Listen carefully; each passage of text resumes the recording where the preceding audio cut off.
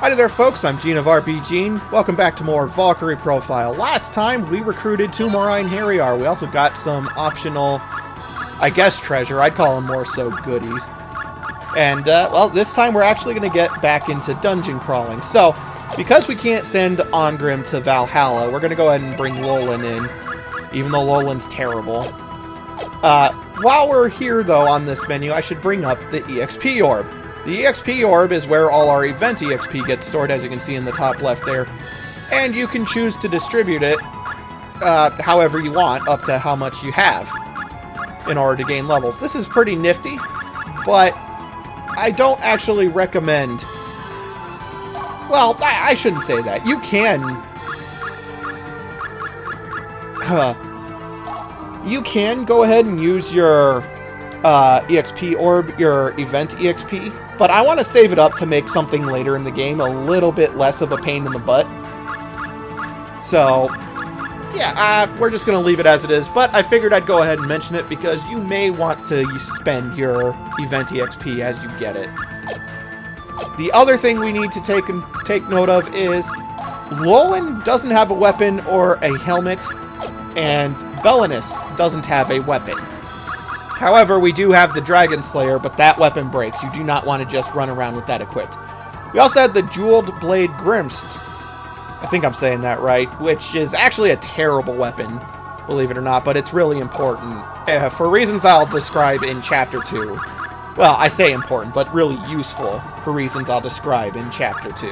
Right now, we just need to make some new stuff. So, instead of being able to purchase equipment, you can make it by going to Divine Item. You can make elixirs, which restore a character up to 50% of a character's max HP, or DME as this game calls it. Banish, which gets rid of status conditions. Union Plumes, which revives fallen allies in battle. Spectacles, which lets you see enemies' HP and their weakness. And a lot of other crap that does stuff like slightly boost damage and things like that. These are all worthless. I wouldn't waste your time. If you press right, however, you go to where you can create weapons. And once you start the chapter proper, you can make, well, you can make multiple kinds of weapons, such as crossbows, which are bow and arrows, which are the weapons Lolan uses. But I actually want to make 2 of the regular crossbows. We can also make lances, but we do not have anyone who uses a lance. We can make katanas, but we don't have anyone who uses those. We can make a great sword, but we don't really need to because Ongrim already has one, so there's not really much of a reason to make one. And then we can make regular swords, which we don't actually need to make any. If you press right again, you can go and make other equipment, such as helmets and all that jazz. I want to make a sallet, just one, and that's for Lolan because he's going to get, well, he's gonna get the crap kicked out. Well, not the crap kicked out of him, although he is, because he's really weak. He's gonna get the faint status inflicted on him a lot if he doesn't have a helmet equipped. It's really important that you equip a helmet. Anyway, we're going to go ahead and equip a crossbow to Lolan. So, an important thing, let's go ahead and take a quick look at the stats down at the bottom. As you can see, the attack power is 100. That's its base damage. And it shows that it does the 3rd attack out of 3 possible.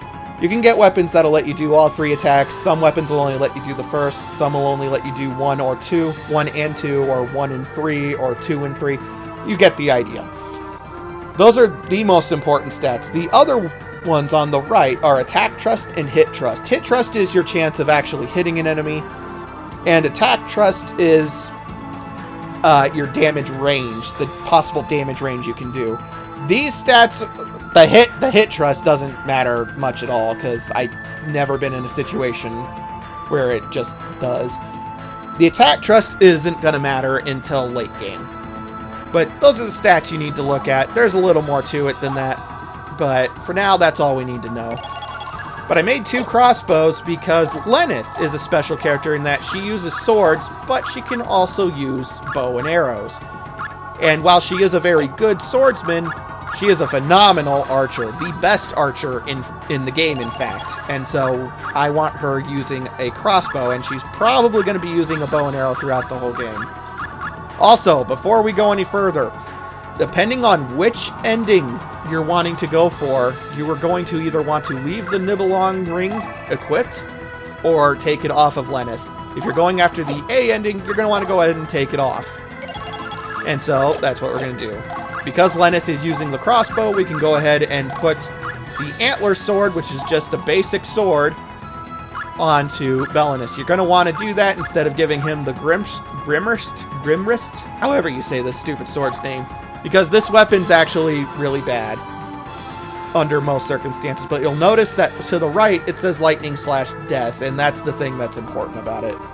But I'll elaborate more when we get to Chapter 2. That's not going to matter here. Let's go ahead and slap that onto him. And pressed flower, goddess pendant. There we go. Yolanda's elemental scepter broke on me because, well, I wanted to show off the great magic. Normally, I would recommend not doing her special attack when she has one equipped. But, well, I did. So we're going to put the ruby mace back on. And, yeah. That's all she wrote. Okay.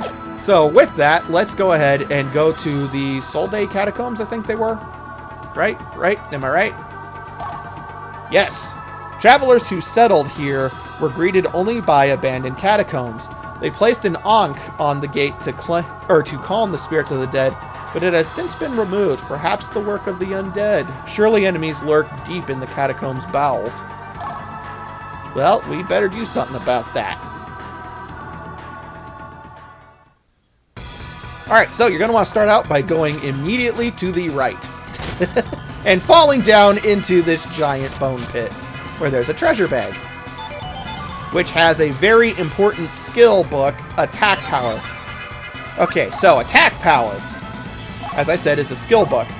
It teaches it gives all characters access to the skill Attack Power. You're going to want to immediately use that so you can take a look at it, because Attack Power, for each point you put into Attack Power, it increases your strength by 30.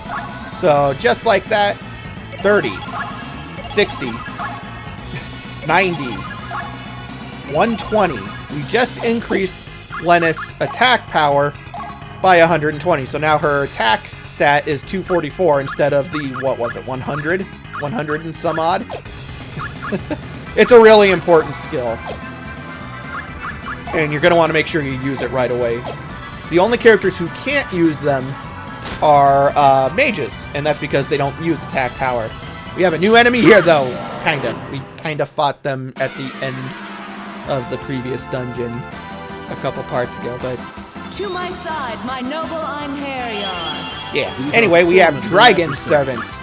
You may remember they have really, really high defense, or really, not really high defense, really high blocking capabilities.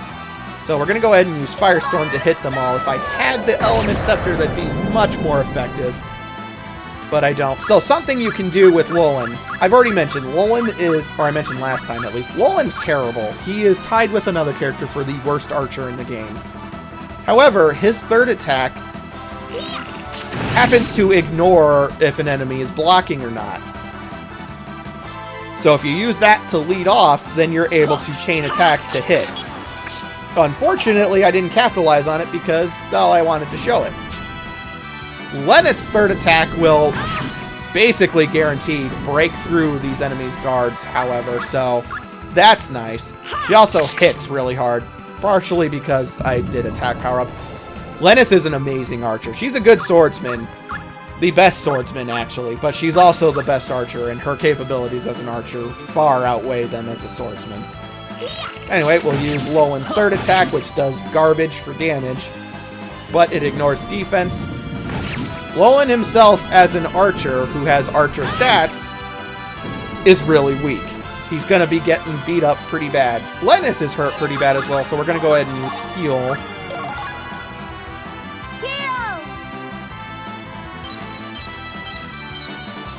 Which is such a useful spell. The upside about archers is that they can attack enemies that are in the rear as opposed to being restricted to the ones that are in the front. This doesn't come up a lot, but it does come up enough. So we can go ahead and kill that one in the back with Lolan and Lenneth. Unfortunately, that leaves Belenus unable to do a whole lot of anything.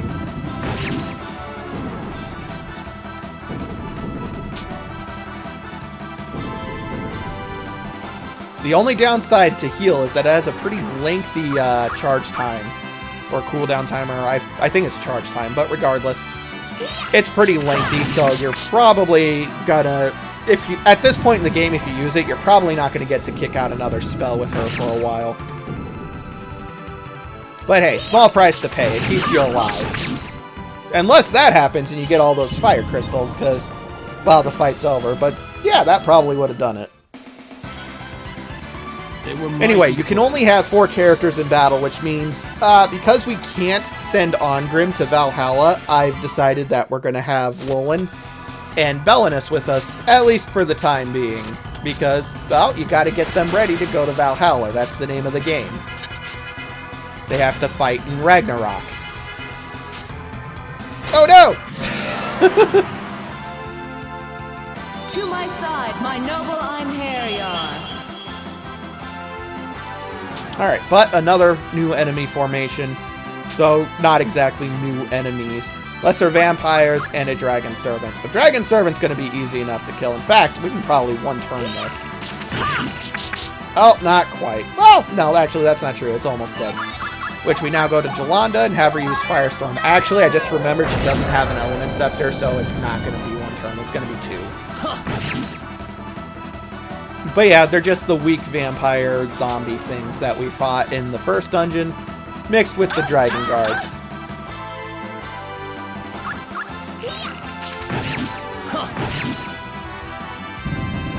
So at this point in the game, just from here on, I'm not going to be showing every single encounter. I will be showing they were mighty unique formations, though, because there are no random battles in this game. So if we see a new enemy formation, even if they're enemies we've already seen, I'm going to show that fight. Otherwise, we're going to pass by it. Here we found a short bow. The short bow is a breakable weapon, much like the Dragon Slayer. It has a 5% chance of breaking, but it is notably more powerful than the crossbow. So we're going to go ahead and actually not equip that to Lolan. Instead, we're going to equip that to Lenneth for right now. But it's probably going to break. Here's how breaking weapons works when it comes to any weapon other than wands or scepters. As I was saying, how breakable weapons other than scepters work is that the chance of it breaking triggers at the end of a turn. If you manage to finish the battle before the turn ends, in other words, in one turn, then the weapon won't have a chance to break. And that's an important thing to remember. Otherwise, there's that 5% chance at the end of the turn that the weapon will break. Destroy all the Guardians! The time for Guardians is over. Transform their resting places. Let us offer burial tools for the dead. Okay. What you can take away from that is destroy the statues. That'll make sense in a bit. Let's go ahead and head back here. And aha! Here we go. Statue. Break it. Well, there's a little more to it than that. As I was saying, well, actually, hang on. As I was saying, there's a little more to it than that. So, something that's important to note, doesn't come up a lot, is that if you're up against an object and you press and hold the X button, you can push or pull said object. You can probably already see where this is going. We need to push this block, statue thingy, off of the edge, and then drag it all the way over to where that other statue was on the glowing circle. And for doing that, you get event EXP. You also need to do that to be able to progress through the dungeon. There's an enemy down there. I can see them moving.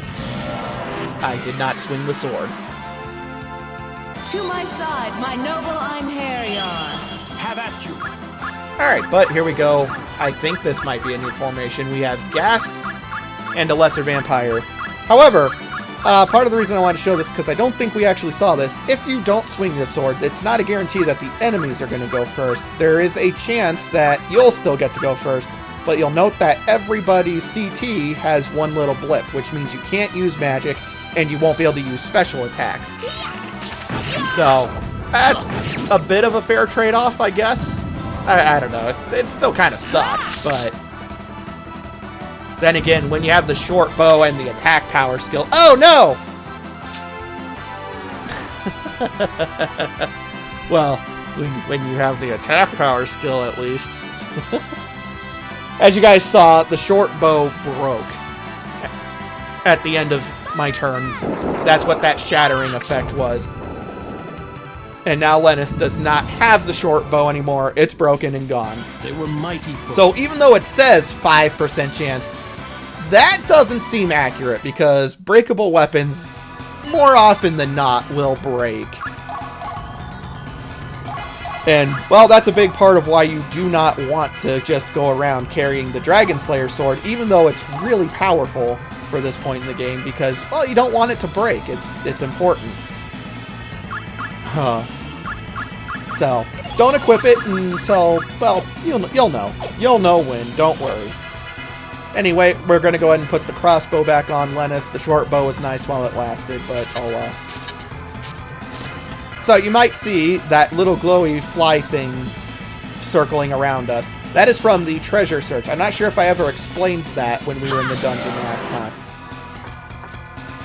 As I was saying, when you see that floating around Lenneth, that is your indicator that there is treasure in the room.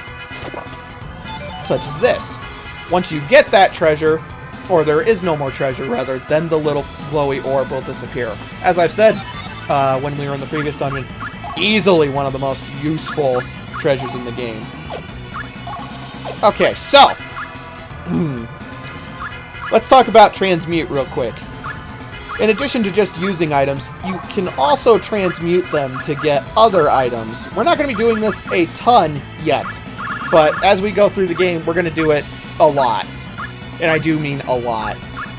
So, for instance, the Avoid skill. Avoid is a very okay skill. It's similar to attack power when you use it, or rather, once you put points into it, it's like 10 plus 10 to agility each time you put into it. However, if we transmute it, it's going to turn into Guts. And Guts is such a good reaction skill. In fact, it is the most important reaction skill in the game. So important. So much so that I actually want to go ahead and put points in it for Lenneth. And can she increase attack power again? Not yet. Okay. But yes, I want to transmute Avoid into Guts because Guts is just so good.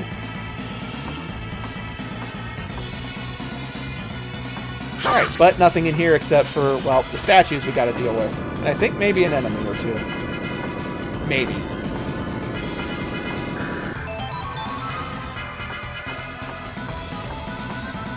Nope, doesn't look like it. And because there's no orb, we already know there's no treasure. This is such empty space.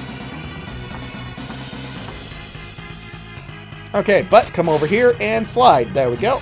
Let's head on out.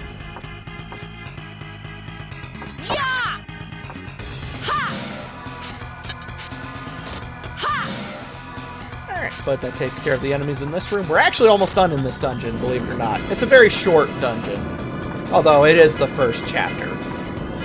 Anyway, we drag this statue now over here.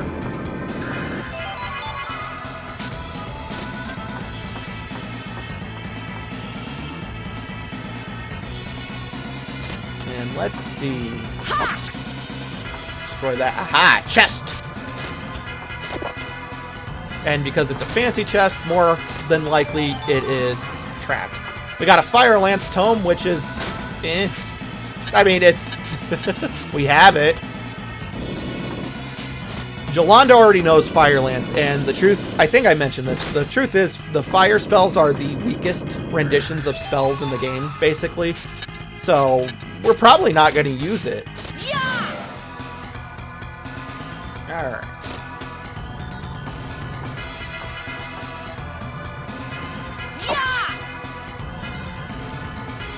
With that, we defeated the last Guardian statue.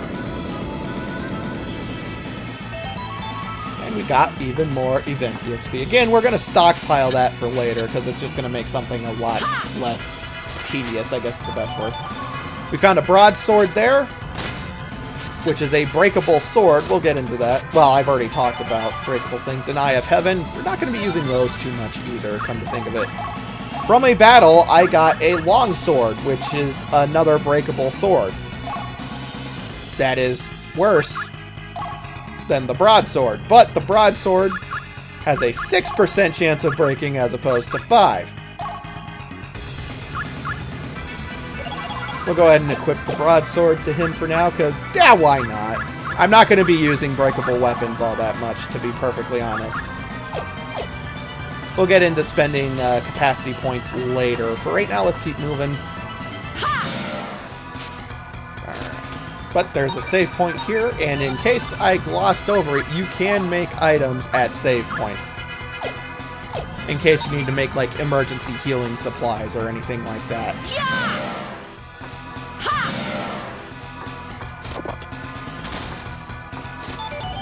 Ah, good. A new element scepter. It's really good because, seriously, not having that made these fights take a little bit longer. Though you guys won't have any idea about that because a lot of them I've cut out. But through this door is the end of the dungeon.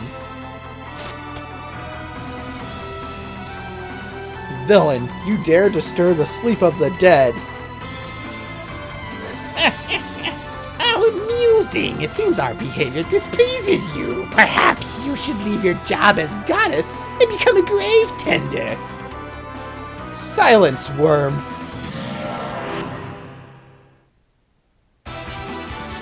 Come to me, Dark Warriors. Battle awaits us. These are formidable adversaries. Alright, so this is our first real fight where the rows matter. So normally, you can't have melee characters target enemies in the rear. They have to target things in front, like Ramapithecus?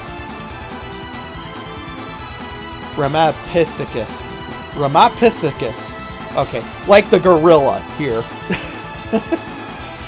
However, because Lenneth, Lowen, and Jolanda can all target the rear, you're going to want to prioritize killing the Drow Shaman. The drow in quotation marks here because they're not really drow. Also because they know Fire Lance, and that freaking hurts. I don't want to die again. It hits like a truck. These beasts have great endurance. While we fight them, we are sitting ducks for those sorcerers. We must go after the sorcerers. And this is going to explain to us that we can change equipment in battle. So, to do that, you press the select button and then you go to equip, select the character, and then you can equip. We already have the equipment we need. However, we can use items, and so I'm going to want Belinus here to use a Union Plume to bring Lolan back because, come on, Lolan. Alright, next, we're going to go ahead and Fire Lance that one. Take that, you jerk. That takes care of one of them. And the other one should die next turn. Once the Drow Shaman are gone, all the danger is gone. Okay. Well, I did tell you guys, Lolan's gonna have a hard time.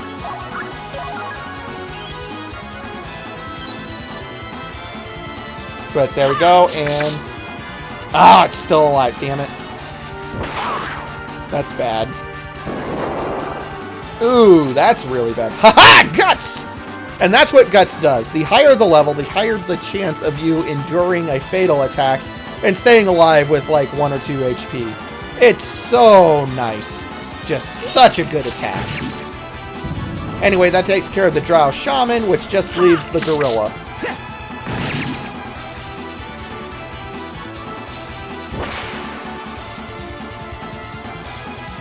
And now Jolanda is able to use heal, which will heal us up, and we've basically won this.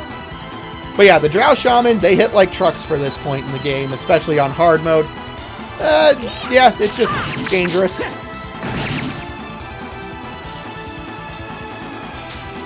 Unfortunately, I don't think even with Fire Lance we add enough to the energy meter to be able to get it to where we can do special attacks, which is unfortunate.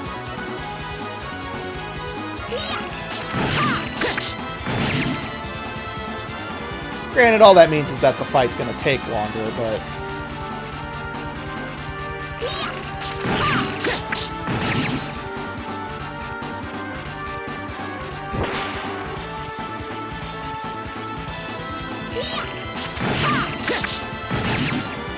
There we go. Wow, everyone's so tough.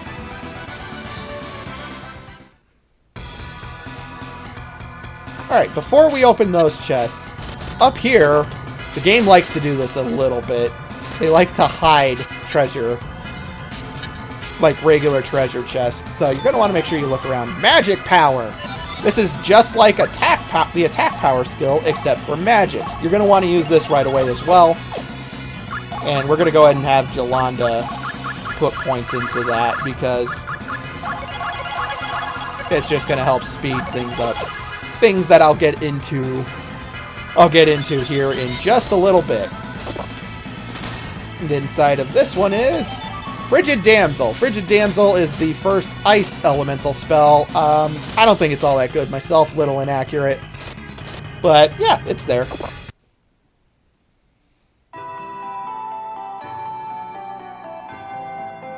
We found the Secret of Damascus.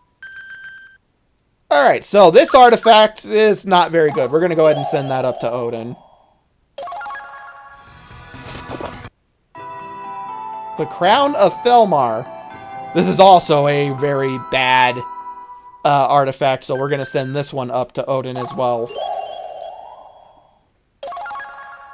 But I believe this one is an emerald necklace. We're going to keep this because this is a very important accessory.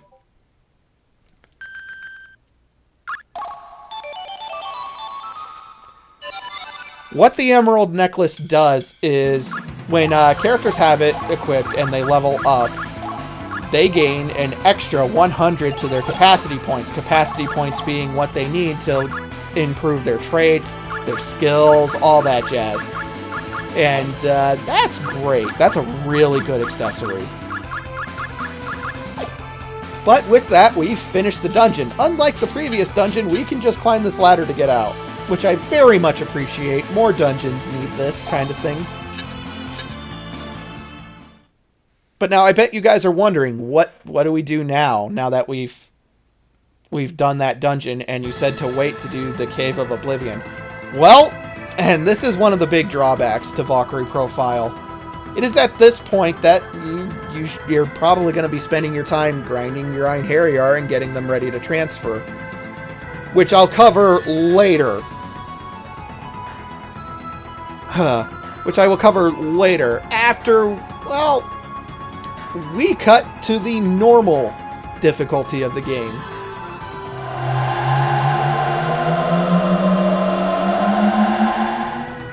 Alright, so I bet you all are wondering, why are we going over to normal mode briefly? Well, I say briefly. So here's the thing, I already mentioned that the rest of the chapter, after you do all the dungeons, all the spiritual concentrations, is grinding, basically, and preparing Enherjiar to go to Valhalla. You guys don't want to watch me do that, because it's just me running through this dungeon over and over again. Instead, we're going to take a look at normal mode. Because, well, normal mode has some exclusive dungeons of its own. Normal and easy mode, that is.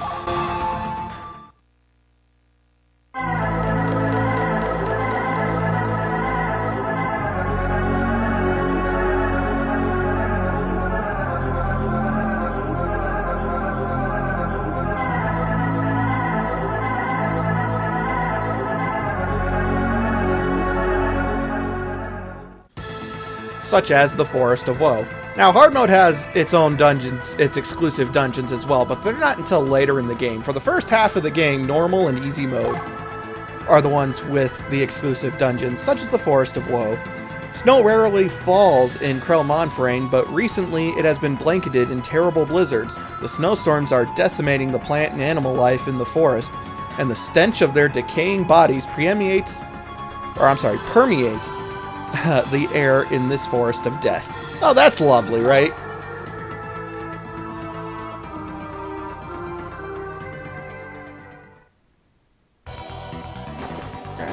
But here we go, normal mode dungeon. Starts us off with an Eye in Heaven.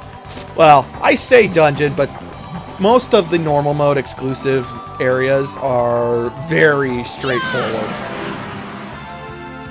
To my side, my noble Enherjiar. And as you can see here, I'm only going to probably show this one as far as repeat battles. It has mostly the exact same enemies.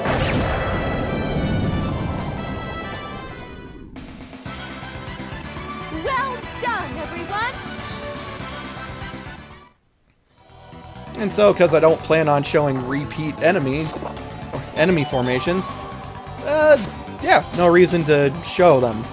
We're going to cut past them. Instead, I figure I'll go ahead and talk about Ongrim, because I've talked about the other Enherjiar we've gotten so far, but I haven't really mentioned much about Ongrim.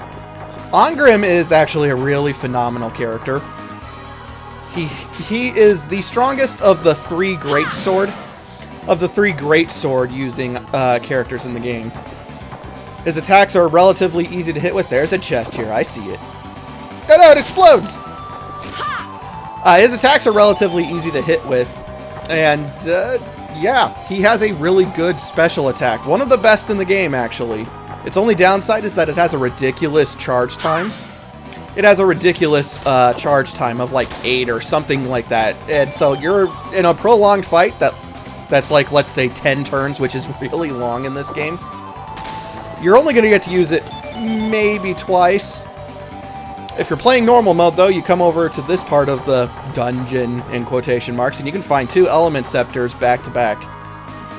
Which means you can spam great magic, but there is a more significant use for element scepters that I'll get into later. I'm a little bit lost.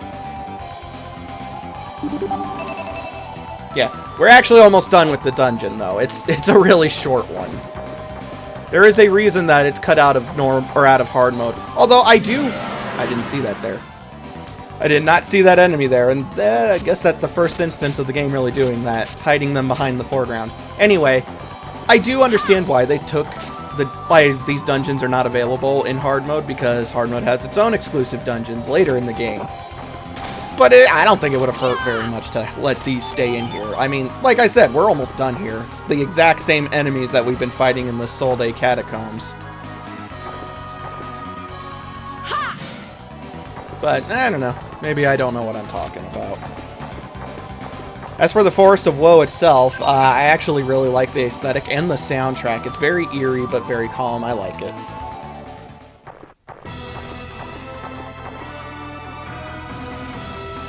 The wild animals have become affected by the evil and have become ferocious. I have no choice. We're fighting a lot of gorillas. Come to me, Dark Warriors. Battle awaits us. Uh-oh. We may be in trouble. These beasts have great endurance. We should all concentrate our fire on a single opponent for efficiency. And yes, in normal mode, this is where the game tells you about enemies' elemental weaknesses. So, how do you tell an enemy's weakness? Well, unless you just happen to know, you use the spectacles. This one happens to be weak to fire. Well, we just so happen to get consumable items in this dungeon, which are flare crystals, which unleashes fire damage on all enemies.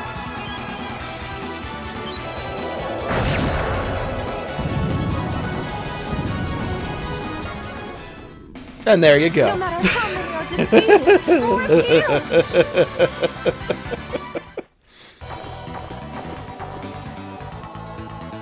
His blood has been sucked from his body. Ew, they were vampire gorillas. This is the work of an undead. I sense a powerful force nearby. So this is causing all the snow. This is what happens when mortal creatures meddle with forces beyond their ken. Alright! We did it though! We completed the dungeon.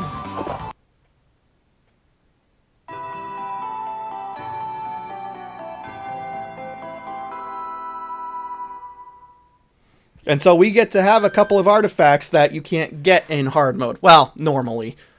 Such as the Extreme Guard here. This is an amazing, amazing, amazing set of gloves. It halves fire damage that a character takes by 50%, It also, when an enemy hits you, there's a chance that you're going to interrupt their attack with damage. Fire-based damage, but that doesn't matter. It's still damage. They're really good, and you can get those on hard mode. But I'll get into that later. The other artifact that you can get is a Phoenix Feather. To my knowledge, this is something you can't get in hard mode.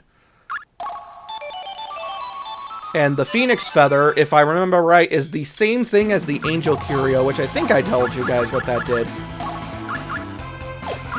Except it goes into the possession slot,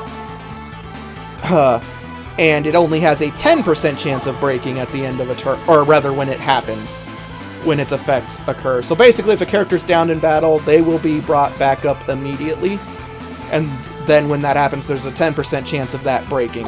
It is the exact same thing as the Angel Curio, except it's got a lower chance of breaking. The difference is you can make Angel Curios, you cannot make the Phoenix Feather. I don't think it's all that great, but, you know, hey, whatever. To my knowledge, you cannot get that in hard mode. And let's double check, because I'm pretty sure we did the whole dungeon.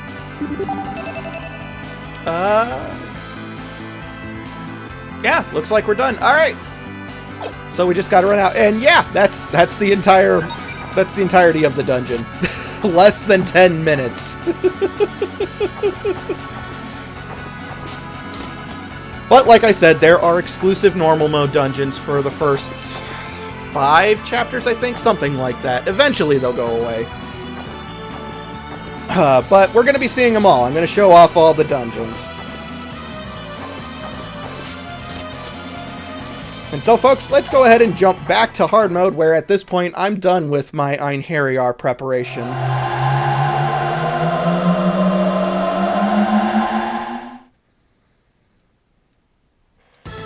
Alrighty, folks, so that was the normal mode dungeon. Hopefully you enjoyed it, even though it was really short. So, I've already gone ahead and gotten our Enherjiar leveled up and prepared off screen. So, what you need to do in order for transferring Enherjiar, the most basic thing that you need to do is go to the traits and basically max it out, max all of these out to where they're no longer there. For later things, you'll need to pay attention to what they are, but for right now, you just need to max them out for either Lolin, Belinus, or Jolanda. And as you can see, Lolin has a horrendous hero value of only 45. Belinus has a whopping 134. And Jolanda's at an 88, which is still really good. So most people typically send either Belinus or Jolanda. However, you don't want to be stuck without a mage. They're too useful. So typically people send Belinus for Chapter 1. Because Chapter 1 doesn't have any additional requirements, or to my knowledge, a minimum hero value, Lolin is a perfect candidate, in my opinion, to send for Chapter 1. So, we just make sure he has his equipment, take off anything rare that you're going to want to keep, because, well, once you send them, you can't get them back. So, how you send an Enherjiar is you go to the transfer, that's in the menu, and then you select who you want to send. They have to have a positive hero value, so Ongrim, despite the fact that even if he does have a positive hero value, can't be sent, has a minus 99, so since it's negative, he can't be sent to Valhalla. However, anybody with a positive number can. You can send up to 2 characters. However, if you're going after the A ending of the game, you're only going to want to send 1 a chapter. It's not as big of a deal as it sounds. Like I said, though, we're going to send Lolin. The game will ask if you want to send the character to Asgard and if it's really okay, because once you send them, they're gone. You don't have them anymore. And just like that, we're out of a Lolin. Let's go ahead and put Ongrim back in. Now, I could go ahead and do a little more grinding, because I still have 5 more period ticks, and going into a dungeon takes 2 each time you do it. So I could go in 2 more times and have 1 to spare. However, I don't need to do that. That would just give me a couple of levels, and well, that's going to waste time. So instead, we're going to press the start button in the menu. And even though there's no reason to ever choose to rest for more than 3 periods, we're going to rest 5. Which will take us to the end of the chapter, where Freya suddens us because the chapter's over.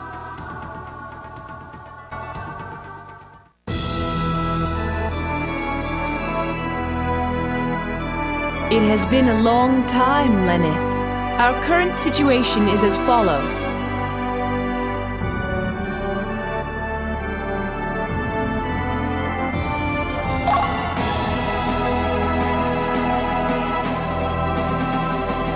Our current situation is, if things do not improve, I am afraid we are doomed.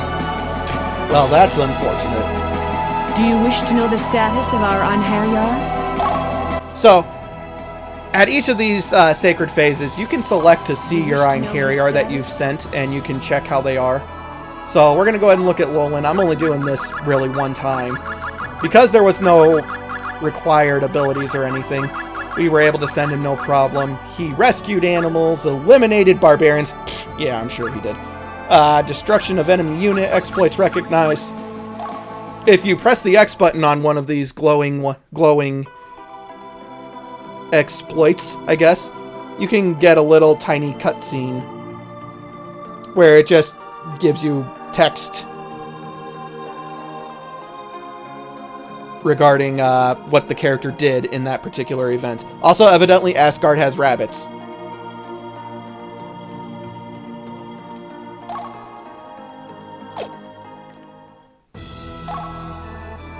Yeah.